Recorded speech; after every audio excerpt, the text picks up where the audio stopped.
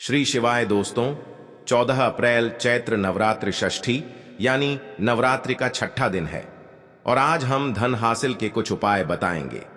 मित्रों, पुराणों में बहुत अच्छे से बताया गया है कि संसार में हर एक मानव को स्नान करने के बाद भगवान सूर्यदेव को जरूर जल चढ़ाना चाहिए। तांबे के लौटे से जल चढ़ाना बहुत ही अच्छा समझा जाता है।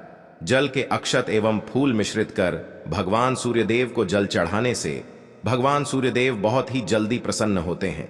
जल को चढ़ाते समय देव के मंत्र का जाप भी करना चाहिए। दोस्तों, अगर हम सूर्यदेव को जल देते समय कुछ विशेष बातों का ध्यान रखें तो हमारे जीवन की बहुत सारी परेशानियों से हमें स्वतः ही छुटकारा मिल जाता है। सूर्यदेव को जल अर्पित करना बहुत आवश्यक है। मतलब जब हम प्रातःकाल उठते हैं, सबसे पहले सूर्यदेव का दर्शन करना चाहिए। आप बिना स्नान किए भी मात्र सूर्यदेव का दर्शन करें। जहां से भी आपके घर के पास से सूर्य दिखाई दे रहे तो आप बालकनी से या छत से जाकर सूर्यदेव को देखें, उन्हें प्रणाम करें। उगते हुए सूर्य के दर्शन करने से, उनको प्रणाम करने से, नमस्कार करने से आपके जीवन की बहुत सारी परेशानियों से आपको मुक्ति मिल जाती है और आपको जल जरूर अर्पित करना चाहिए। परंतु जल अर्पित करने से पहले स्नान करना आवश्यक है। जल कैसे अर्पित करना चाहिए जिससे कि आपके जीवन की तमाम तरह की परेशानियों से आपको मुक्ति मिल जाए।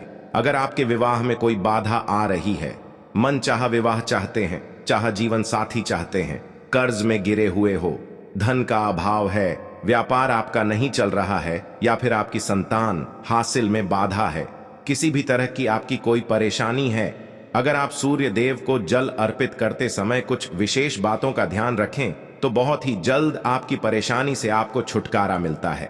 सूर्य देव को जल अर्पित करने से सरकारी नौकरी में आ रही बाधाएं दूर होती हैं।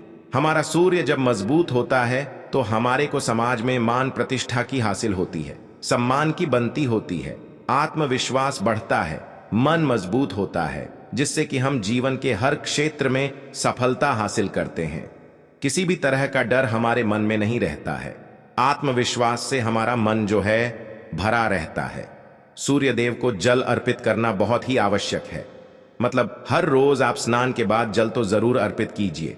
किस तरह से आप जल अर्पित करें जिससे कि आपके जीवन की समस्त परेशानियां दूर हो, यह सभी बातें मैं आज आपसे इस वीडियो में शेयर करने वाली हूं। और अगर आपको वीडियो अच्छी, पूरी वीडियो जरूर देख लीजिए।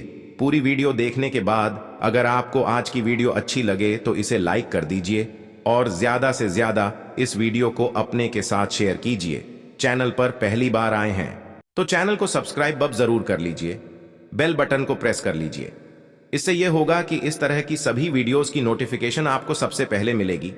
अब बात करते हैं कि सूर्य देव को जल अर्पित करते समय हमें किन बातों का विशेष रूप से ध्यान रखना चाहिए, जो कि भविष्य पुराण के अनुसार सूर्य को अर्घ्य देते समय कुछ खास का ध्यान रखना चाहिए। तो कौन सी है वह बातें जिससे कि ध्यान अगर हम रखेंगे तो सूर्य की कृपा हमें बहुत ही जल्द मिल जाती है। सबसे पहले अगर आपको सूर्य देव को जल देना है, जो कि देना ही है, आपको तो प्रातःकाल जल्दी उठना चाहिए। जल्दी मतलब सूर्योदय से पहले उठ जाए। सूर्य के निकलने से पहले हमें उठ जाना चाहिए और सूर्य के निकलने के बाद अगर हम उठते हैं, सूर्योदय के बाद अगर हम उठते हैं तो हमारा सूर्य वैसे भी खराब हो जाता है और आपको अशुभ फल देने लग जाता है। तो इसलिए सूर्योदय से पहले उठकर स्नान इत्यादि कर ले। उसके बाद आपको सूर्यदेव को जल देना है। साफ स्वच्छ वस्त्र धारण करके सूर्यदेव जहां से भी आपको दिखाई दे, अपने घर में छत से, बालकनी से आपको जल देना चाहिए। अच्छा, अगर सूर्यदेव ना दिखाई दे, आप किसी ऐसी जगह रहते हैं जहां से सूर्य नहीं दिखाई देते हैं, तो ऐसे में आप अपने घर में जिस भी कमरे में हैं, अगर आप कमरे में भी हैं, वहां पर भी सूर्यदेव को स्मरण करते हुए किसी भी पात्र में जल दे सकते हैं। यह नहीं है कि सूर्यदेव दिखाई नहीं दे रहे हैं तो आप जल नहीं दें। आप बिल्कुल अपने कमरे में बैठकर ही सूर्यदेव की आराधना करें, उनको स्मरण करें, उनके मंत्र का जाप करें, आदित्य हृदय स्तोत्र का पाठ करें और सूर्यदेव को जल भी आप अपने कमरे में ही किसी भी पात्र में दे सकते हैं। और उसके बाद उस पात्र का जल उठाकर आप किसी गमले में डाल दीजिए। तुलसी के गमले में नहीं डालना है, इस बात का आपको ध्यान रखना है। और उसके बाद आपको स्नानित, अगर आपको सूर्यदेव दिखाई दे रहे हैं घर से, तब तो अत्यंत श्रेष्ठ है। आप अपनी छत पर या बालकनी से सूर्य देव को देखते हुए जल अर्पित करें, तो इसके लिए आपको चाहिए का एक पात्र तांबे के लौटे से सूर्य देव को जल अर्पित करना चाहिए और आप उसमें शुद्ध जल भरे, उसके बाद ही आपको सूर्य देव को जल देना है। साफ स्वच्छ जल भरकर और दोनों हाथों से आपको पात्र पकड़ना है। दोनों हाथों से जब आप पात्र पकड़े तो इस बात का ध्यान रखें कि आपके अंगूठे का स्पर्श उस पात्र से नहीं होना चाहिए और आप तभी भगवान सूर्यदेव को जल अर्पित करें। सूर्य को जब जल दे रहे हैं तब आपको यह भी ध्यान रखना है कि जब वह धार गिरती है तो वह आपके पैरों पर उसके छींटे ना पड़े। तो इसके लिए आप क्या करें, अपने सामने या तो एक पात्र रखकर आप जल दीजिए, कोई गमला रख लीजिए या कोई साफ पात्र रख लीजिए जिसमें आपको सूर्यदेव को देखते हुए स्मरण करते हुए जल देना है। इस तरह से आप सूर्यदेव को जल दें और जब आप सूर्यदेव को जल देते हैं तो मंत्र जरूर बोलना है आपको, ओम सूर्याय नमः, ओम भास्करा नमः या ओम ब्रह्म स्वरूप ने श्री सूर्य नारायण, श्री ओम ब्रह्म स्वरूप श्री सूर्य नारायणाय नमः। इस मंत्र के सूर्य देव को जल दे सकते हैं। गायत्री मंत्र के द्वारा भी आप सूर्य देव को जल दे सकते हैं। तो मंत्र का उच्चारण करते हुए, जिस भी मंत्र का आप उच्चारण कर पाते हैं उसका उच्चारण करते हुए भगवान सूर्यदेव को जल देना चाहिए। पूर्व दिशा की तरफ आपका मुख होना चाहिए। जब आप सूर्यदेव को जल देते हैं और थोड़ा सा झुककर ही सुबह के समय जल दिया जाता है, तो इसी तरह से आपको जल देना है और आपको ध्यान रखना है कि जब आप सूर्य को जल देते हैं तो जो धार गिरती है पानी की, जो आप जल अर्पित कर रहे हैं, तो जल की धार गिर रही है, उसके बीच से जो सूर्य की किरणें आती हैं उसको देखिए और उसे देखते हुए आपको जल देना चाहिए। जल देने के बाद आपको परिक्रमा जरूर करनी चाहिए। जब भी आप सूर्य देव को जल अर्पित करते हैं उसके बाद आपको परिक्रमा करनी है। आप चाहे तो एक परिक्रमा कर सकते हैं, चाहे तो 3 परिक्रमा कर सकते हैं। भगवान सूर्य के मंत्रों का स्मरण करते हुए जिस जगह पर खड़े हैं आप उसी जगह पर आपको 1 बार या 3 बार प्रदक्षिणा करनी है, परिक्रमा करनी है। ऐसा कहता है भविष्य पुराण सूर्य देव का ध्यान करते हुए अगर परिक्रमा की जाए अर्घ्य देने के बाद तो समस्त तरह की परेशानियां दूर हो जाती हैं और सभी तरह की इच्छाएं भगवान सूर्यदेव उस व्यक्ति की पूर्ण करते हैं जो सूर्यदेव को जल अर्पित करने के बाद परिक्रमा करता है। तो इस तरह से आपको ध्यान रखना है, जल देते समय बहुत ही सावधानी से आपको सूर्यदेव को जल देना चाहिए और आपको ध्यान रखना है कि आप सुबह सूर्योदय से पहले उठ जाएं और स्नान करने के बाद उगते हुए सूर्य को जल दें तो श्रेष्ठ रहेगा। और जब आप जल चढ़ा रहे हो पैरों में जूते चप्पल नहीं होने चाहिए, परंतु आप चाहे तो अपने पैरों के नीचे एक आसन रख सकते हैं जिससे कि आपका सीधा स्पर्श, सीधा संपर्क धरती से ना हो। अगर आप रखना चाहे तो रख सकते हैं, वैसे अगर ना भी रखें तो ऐसी कोई बात नहीं है, परंतु अगर आपके पैरों के नीचे आसन होगा तो ज्यादा अच्छा होगा। परंतु आप नंगे पैर रहे, चप्पल या जूते नहीं पहनने हैं। चप्पल जूते पहनकर जल नहीं देना है।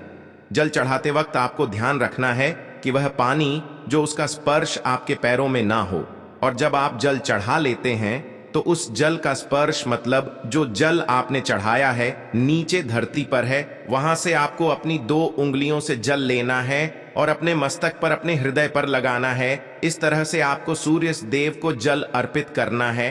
अब बात करते हैं कि अगर आप धन हासिल की कामना रखते हैं तो किस तरह से सूर्य देव को जल अर्पित करना चाहिए।